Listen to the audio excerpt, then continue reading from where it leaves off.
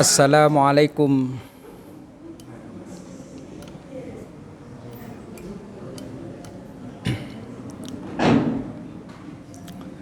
Assalamualaikum warahmatullahi ta'ala wabarakatuh. Alhamdulillah. Alhamdulillah. Alhamdulillahilladzi an'ama alaina bi ni'matil iman wal islam. Wa ja'alana bi syahri Ramadan syahrul mubarak, sahrul maghfirah wa sahrul rahmah alaina.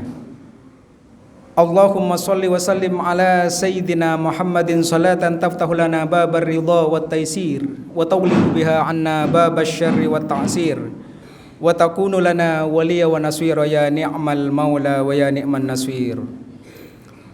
Allahumma shalli wa sallim ala sayyidina Muhammad walhamdulillahi rabbil alamin. Para jamaah salat tarawih yang sebentar lagi akan kita laksanakan, mudah-mudahan semuanya dalam maghfirah Allah Subhanahu wa taala. Dan mudah-mudahan juga semua amal ibadah kita yang telah kita langsungkan selama kurang lebih 5 hari, masuk ke 5 hari ini, semuanya diijabah dan diqabul oleh Allah Subhanahu wa taala. Dan malam yang ke-5 ini, sebagaimana dalam kitab Durratun Nasihin, bahwa pahala yang akan kita raih adalah pahala seperti orang melaksanakan ibadah di Masjidil Haram, di Masjidil Nabawi, dan Masjidil Aqsa. Mudah-mudahan semua itu kita bisa raih bersama. Amin. Allahumma amin. Mari kita bersyukur kepada Allah dengan ucapan Alhamdulillahi Rabbil Alamin. Dan kita bersolawat kepada Nabi kita dengan ucapan Allahumma sholli ala Sayyidina Muhammad wa ala ali Sayyidina Muhammad.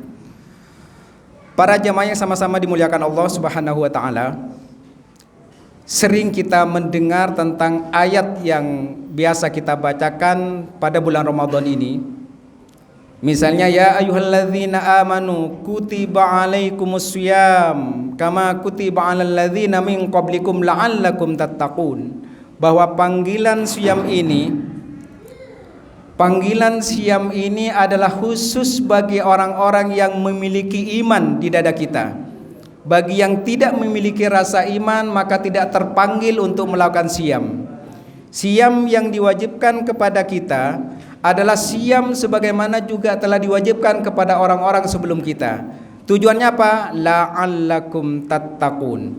Kata-kata la'allah di sini adalah agar supaya atau bisa jadi ada orang yang melaksanakan puasa di bulan Ramadan ini bisa mencapai atau meraih nilai ketakwaan. Tetapi bisa juga orang yang melaksanakan ibadah puasa ini tidak meraih apa-apa, alias tidak mendapatkan ketakwaan kepada Allah Subhanahu wa taala. Nah, kata-kata la'alla ini luar biasa yang Allah tempatkan dan Allah berikan kepada kita. Jadi tidak semua orang yang berpuasa bisa meraih nilai ketakwaan. Nah, banyak nilai ketakwaan yang telah dan sering kita dengar bersama. Tapi cobalah saya akan mencoba yang tidak meraih nilai ketakwaan, tentu yang nilai puasanya itu tidak diterima oleh Allah Subhanahu wa taala. Ada beberapa hal yang bisa membatalkan puasa kita. Kalau batal puasa kita, maka kita tidak akan meraih nilai ketakwaan. Sebagaimana judul yang diberikan kepada saya adalah nilai ketakwaan dalam perspektif nilai keseharian. Nah, para jamaah yang sama-sama dimuliakan oleh Allah Subhanahu wa taala, pertama, kalau misalnya memasukkan sesuatu ke dalam mulut kita dengan sengaja, kemudian menelannya, maka ini akan membatalkan puasa kita. Kalau hanya berkumur-kumur kemudian kita lepas dan buang semuanya, maka tidak akan membatalkan. Tapi kalau sampai tertelan, apapun yang masuk dalam mulut kita maka akan membatalkan puasa. Kalau sudah batal, maka kita tidak akan meraih nilai ketakwaan di sisi Allah Subhanahu wa taala. Yang kedua, memasukkan sesuatu ke dalam hidung kita. Maksud daripada masukkan sesuatu ke dalam hidung adalah memasukkan yang sampai ke ujung hidung. Artinya kalau air kita hirup kemudian sampai merasa panas, nah itu yang akan membatalkan puasa kita. Tapi kalau misalnya ada budaya atau misalnya kita melakukan perbuatan ngupil misalnya, apakah itu membatalkan? Padahal sama-sama masukkan ke dalam hidung kita. Itu tidak, karena itu masih di luarnya. Yang dimaksud adalah sampai ke ujung hidung kita. Terus apa kemudian yang berikutnya adalah memasukkan sesuatu ke dalam telinga kita. Kalau misalnya pakai jari, itu tidak apa-apa, tidak membatalkan puasa kita. Tapi kalau pakai cotton bud misalnya, kemudian sampai ke ujung telinga kita, itu bisa membatalkan. Hal-hal seperti ini, kalau misalnya sudah batal, bagaimana kita bisa meraih tentang nilai ketakwaan? Nah, kemudian yang keempat adalah sesuatu yang kita masukkan dalam lubang pembuangan air kecil yang di depan, baik laki maupun perempuan. Kemudian yang kelima adalah memasukkan sesuatu juga ke lubang pembuangan air besar, depan dan belakang. Nah, bagaimana kemudian yang bisa membatalkan? Kalau misalnya kita pakai obat misalnya dimasukkan, maka itu akan membatalkan. Nah, termasuk juga ketika misalnya kita buang air kecil maupun buang air besar, terutama untuk perempuan misalnya. Maka kalau misalnya membasuhnya, kemudian dengan perut jari ini, perut jari tangan kita, maka itu tidak apa-apa, tidak akan membatalkan. Tapi ketika kemudian jari ini ditekuk, masuk sebagian, maka itu bisa membatalkan terhadap puasa kita.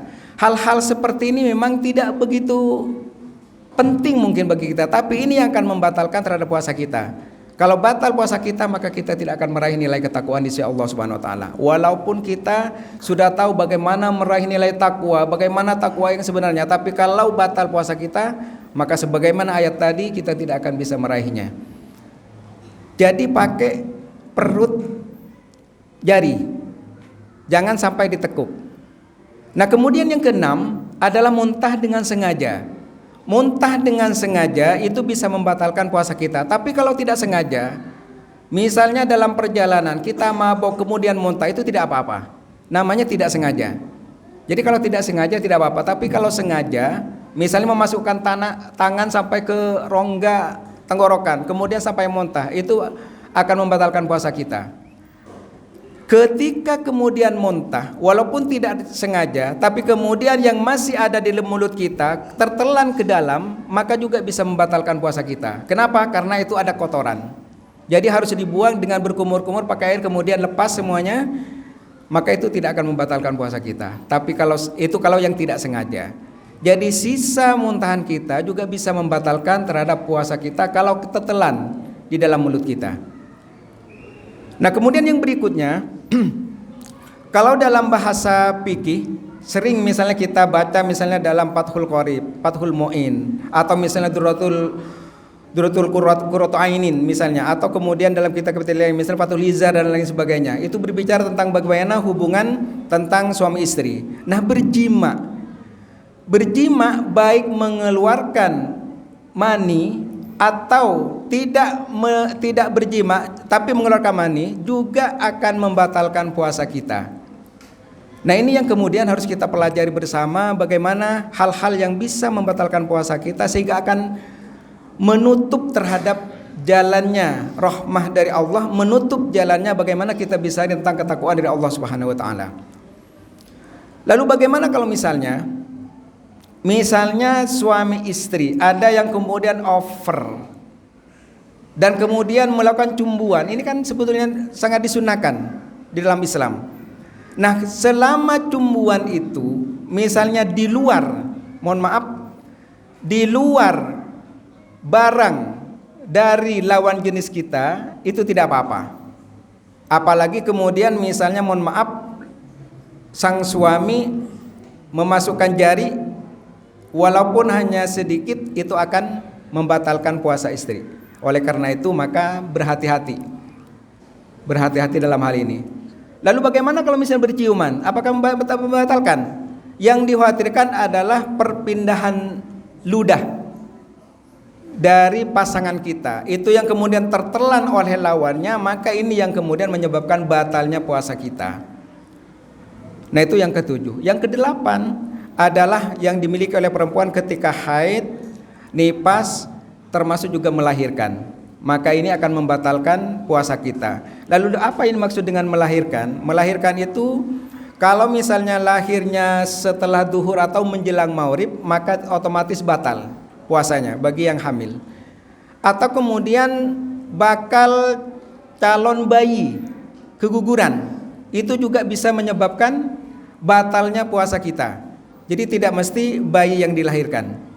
Nah, kemudian yang berikutnya adalah ketika hilangnya akal. Nah, ketika hilang akal ini banyak sekali. Misalnya yang pertama bagi orang yang gila, maka otomatis dia tidak akan otomatis batal. Yang kedua, ada hilang akal misalnya disebabkan oleh pingsan. Maka kalau pingsannya dari pagi, kemudian sempat pada saat duhur misalnya bangun, kemudian pingsan lagi, maka ini tidak menyebabkan batalnya puasa, jadi tetap dilanjutkan puasa. Tapi kalau misalnya pingsannya sampai seharian, nah itu yang kemudian bisa menyebabkan batalnya puasa. Atau kemudian yang ketiga adalah tidur dari misalnya setelah sahur kemudian sampai nanti setelah isya baru bangun misalnya, itu tidak membatalkan, karena orang tidur itu juga di luar hilangnya akal tapi tidak membatalkan puasa. Nah, yang terakhir adalah murtad. Nah, ketika murtad ini maka ada murtad namanya i'tiqadiyah, ada murtad qauliyah, ada murtad fi'liyah. Ketiga hal ini terkadang tidak kita sadari. Contoh misalnya, kita benci dengan Al-Quran. Ngapain Al-Quran ini? Kok ceritanya cuma seperti ini? Atau misalnya kita merasa bahwa tidak yakin, tidak percaya dengan Al-Quran, maka ini menyebabkan tentang murtadnya kita. Atau dengan perkataan, langsung diucapkan, mengucapkan suatu yang kemudian tidak percaya dengan Rasulullah misalnya, diungkapkan dengan nyata, atau meyakini bahwa ada Rasul setelah Rasulullah SAW, juga bisa membatalkan akidah kita, alias kita masuk dalam wilayah murtad. Atau dengan perbuatan menentang terhadap syariat Islam dan lain sebagainya, itu juga bisa menyebabkan kemurtadan kita. Nah, hal-hal seperti ini yang akan menghancurkan, menghapus tentang nilai puasa kita, dan juga tidak akan meraih namanya nilai ketakwaan kepada Allah Subhanahu wa taala. Kam rubbah min shaimin laisa lahu min siyamihi illal ju'i wal atas. Betapa banyak orang yang kemudian berpuasa tapi tidak bisa meraih nilai puasanya dan hanya mendapatkan nilai lapar dan dahaga dikarenakan tidak memiliki sifat atau tidak melakukan hal-hal yang bisa menghindari dari hal-hal yang membatalkan puasa. Oleh karena itu maka panggilan puasa ini adalah khusus kepada kita yang beriman kepada Allah.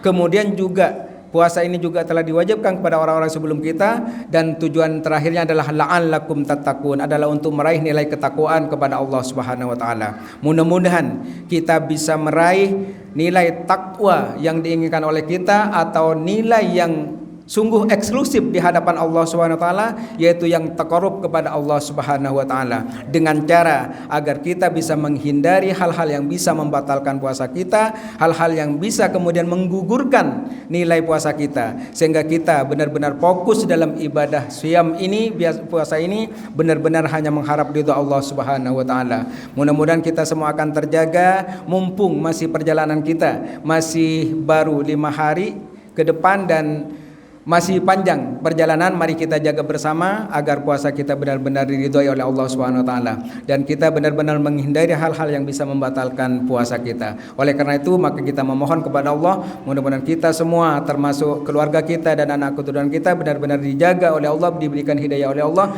sehingga nilai puasa di bulan Ramadan ini, Ramadan benar-benar memberikan warna dalam kehidupan kita, perkataan kita, perbuatan kita, serta juga segala hal yang berkaitan dalam kehidupan sehari-hari dalam keluarga kita, dan mudah-mudahan semuanya itu di dalam rahmat dan hidayah Allah Subhanahu wa taala. Demikian, mudah-mudahan ada hikmahnya. Wabillahi taufiq wal hidayah. Wassalamualaikum warahmatullahi wabarakatuh.